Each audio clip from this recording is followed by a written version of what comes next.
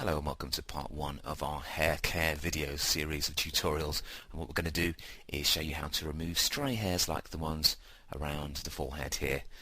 So we want to keep the image looking fairly authentic. We don't want to change the appearance of the girl or change her identity. We just want to tidy things up as if we had a comb and actually combed the hair on location. So we're not doing anything that's altering the authenticity of the photograph. Let's just have a quick look at the source photo here. You can see we've got a few stray hairs here we could tidy up because they kind of create an irregular silhouette there. It'd be quite nice to smooth those down. And again, maybe this one here we can lose too. And the hair in the eyes looks a bit kind of painful, so we'll show you how to get rid of that as well.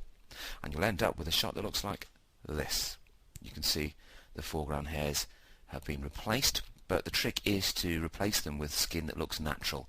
And you can see there's a lot of different texture in the skin here. It's not just a case of painting a hair colour brush over the area. You want to actually take skin and transplant it carefully to create that look. Let's just go to the original again.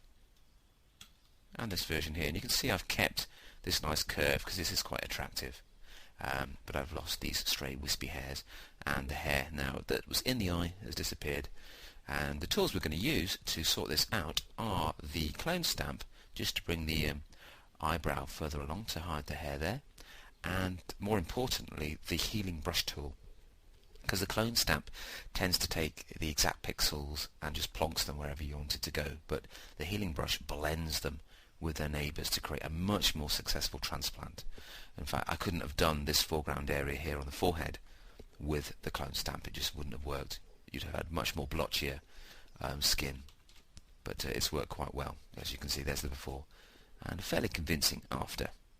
Right, that's enough of introductions. Let me just show you the layers palette here, because you're going to end up with something like this. We've got an adjustment layer to start with, and that is brightening up the overall levels. I've just turned it off now so you can see that the hair's fairly, sort of slightly overexposed. The black parts of the hair, the shadows, aren't as black as they could be, but the adjustment layer, which I'll show you in the next movie, just gives us that extra deeper black.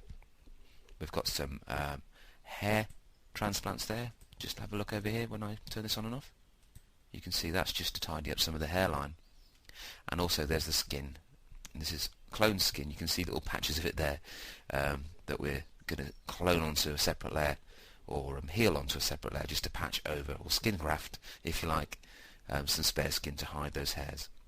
So I'll show you how to set all this up in the next series of movies, and you'll end up with a shot that looks something like this. See you in part 2.